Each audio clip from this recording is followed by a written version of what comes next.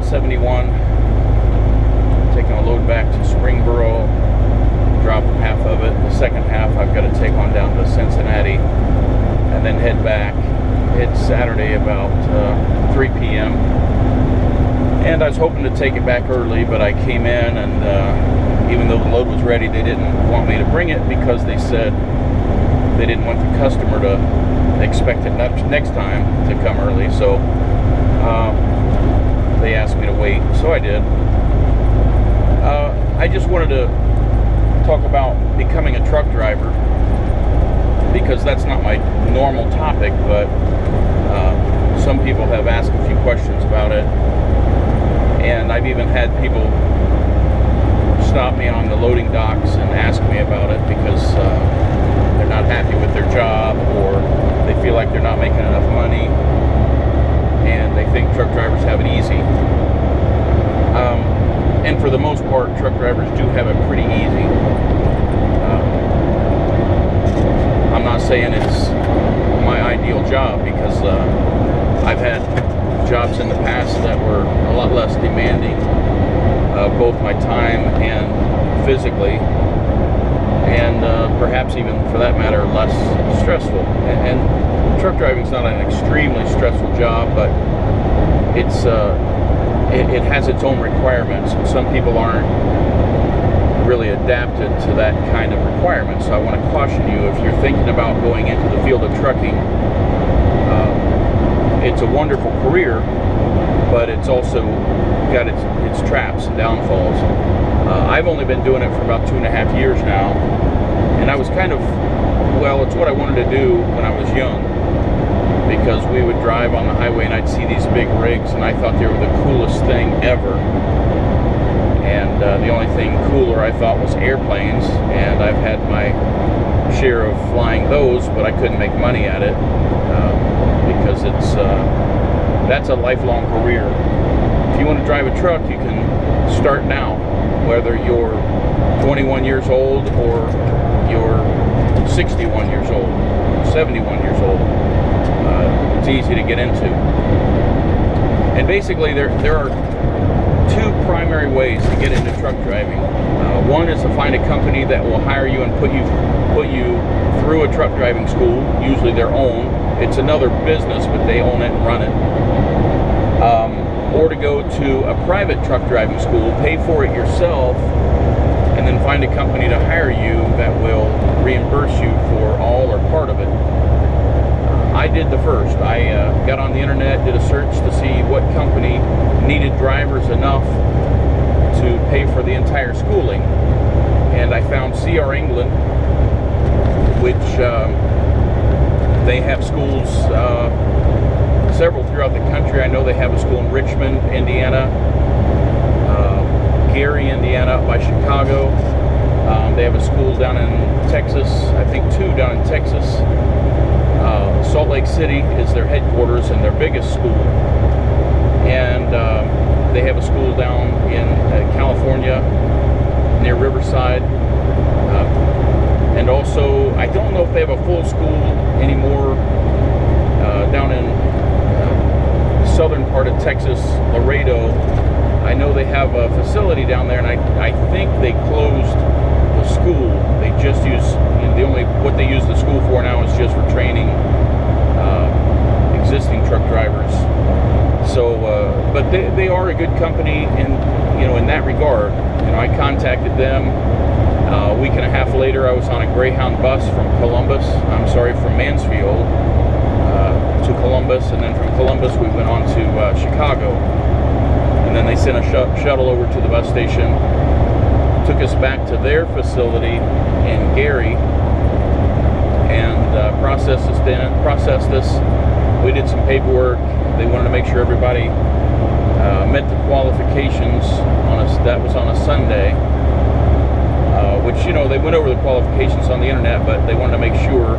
Things they wanted to do is see that you have a valid address for a certain period of time. I'd lived in my house for 15 years, so, for me it was not an issue.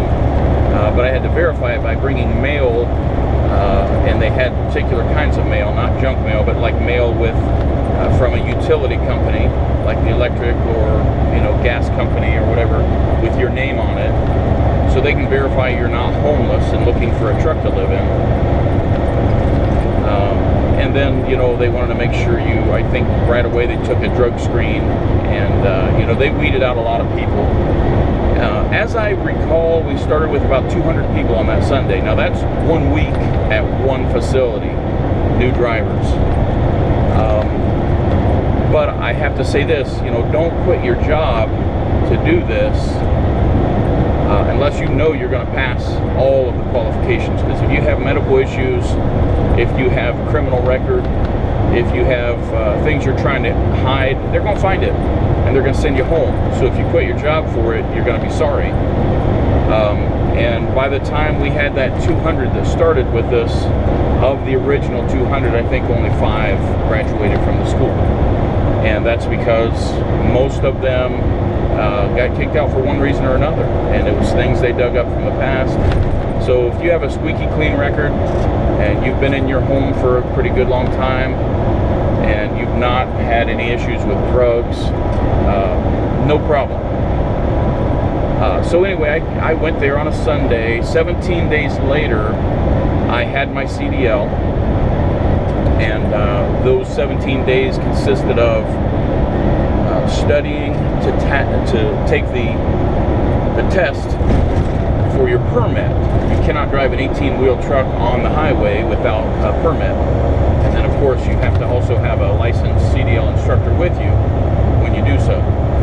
So you have to take and pass your permit test first, which I had already done in Ohio, but since I went to Chicago to truck driving school, it didn't count.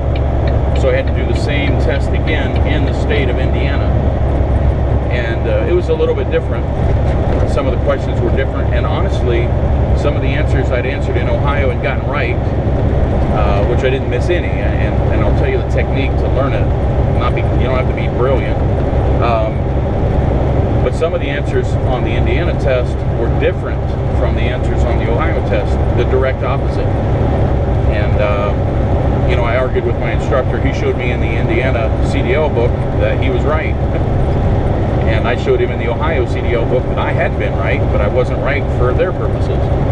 So, but the key is, if you're going to take truck driving school in your state, that's whether you're going to a company's truck driving school or you're going to a truck driving school where you have to pay, if at all possible, you'll make it much easier on yourself if you take the CDL test before you go.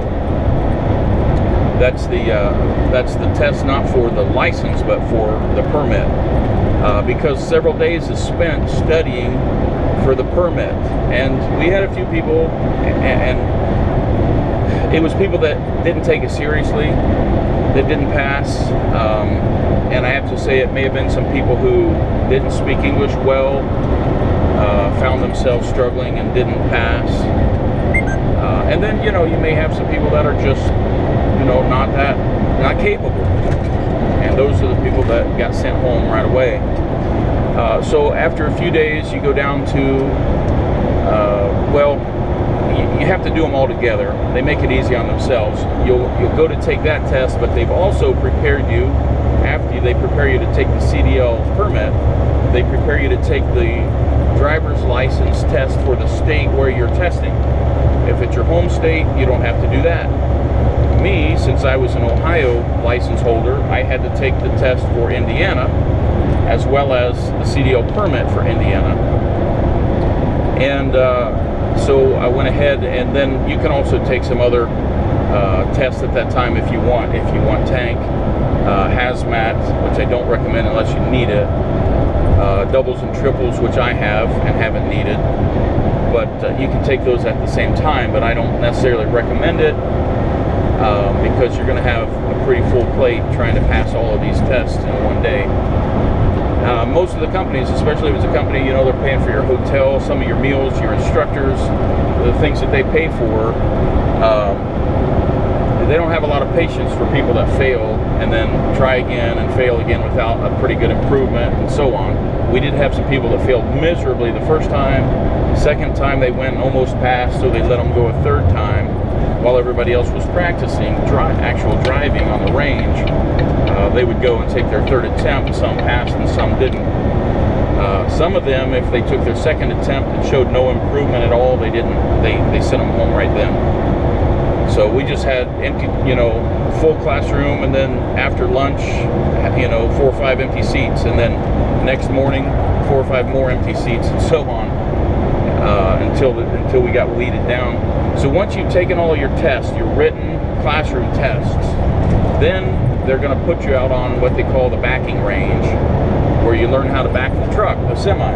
And they supply, late model semis with, they usually supply fairly good equipment. And they're going to put you out and they're going to teach you the 3 maneuvers. There's only 3 very simple backing maneuvers at this point. It used to be more complicated. They've simplified it because some of the stuff was making it too hard for people, good drivers even, to get into the field. They're expecting you to do things that, until you've had a couple of years experience, you're going to find really too difficult, just too much. So they're going to put you on the backing range and teach you those 3 backing maneuvers. One, this is how easy it is. One is a straight line back. You take your truck, you pull it straight forward, you stop, and then you back it straight up. Believe it or not, there's people that struggled with it, but you shouldn't. If you just, very simple, when you're backing, look out your mirror, you see the trailer move even the slightest bit, and you correct it with the steering wheel as you're backing up. Not too much, just a little bit. And then the next one is an offset back. In other words, let's say you're at a door, but they tell you they want you to the next door to the right of where you are right now. And you don't have a lot of room to do it, and you pull up about the length of the truck plus a little, and then you make the maneuver to scoot your trailer over, and then you line yourself back up straight and you back in. They'll teach you the techniques if you just listen to them. It's easy. And then they wait until the end. If you've done well with those 2, then they'll give you the parallel park. And I talked to drivers that had 30 years in the seat, and I've said, how many times have you parallel parked? And they've said, never. I wouldn't parallel park. I'll drive around until I find a place I don't have to. So, but they make you do it to show that you're competent and confident. And it's not that hard. Again, they'll teach you the maneuvers. You just use your mirrors. You turn the wheel all the way one way or all the way the other way. There's no finesse. It's turn it and go all the way. And until you see something happen in your mirror that you're looking for, once it happens, you stop, turn the wheel the other way and go. So really, it's not hard. And then once you've passed those to their satisfaction, then they'll take you on the road. And they'll teach you how to drive. And while you're not actually driving, they'll put you with paperwork and a trainer to learn the 4-point brake inspection and the pre-trip inspection. And if you're thinking about getting into this field, those are the things you need to work on the most. And I'm not telling you to work on them now. Wait till you get to your school. They'll teach you how to do it. But those are the things that you'll have to concentrate on the most. Driving and backing are easy. Taking the test, unless you have a hard time with that, it's easy. But memorizing how to do a pre-trip inspection and the 4-point brake inspection, for most of the guys, that's probably what killed more people, not killed them, but removed more people from the school than anything else. So I'll caution you, you've got to be able to memorize some sequences and some words in order to get through it. I'm a visual learner, and I tried to do it on paper in the hotel room at night, and it wasn't working. And then I'd go out where there was a truck in front of me, and I'd go through the same thing, and it flowed very easily. So some people are more book learning. They learn by studying a list, and then they can recite the list and ignore the truck. I had to actually look at the truck and point out the things that I'm inspecting. They don't care how you do it, as long as you say the words. And then the brake inspection, 4-point brake inspection, you've got to know the sequence, the PSI numbers, certain things you have to say because they have absolutely zero tolerance for any failure. With your pre-trip inspection, you can miss a certain number of items, get them out of order, say the wrong thing, forget, whatever. With the 4-point brake inspection, you can't miss anything. It's one mistake and fail. So once you've mastered that and you've got your driving time in, they'll take you through a course, and it'll be the same course that you have to drive when you go to take your actual driving test. And you'll probably get to do it, at least we did, probably 4 or 5 times. So you've got the course memorized, you know what the speed limits are. They'll tell you to watch all of the signs while you're driving. So if they say, what sign did you just pass?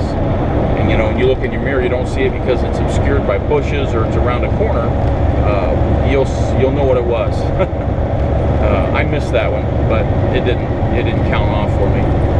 So once you've passed that to their satisfaction, then they'll schedule you a day to go over with a group, usually take a shuttle, and then you'll take your tests, your actual hands-on tests.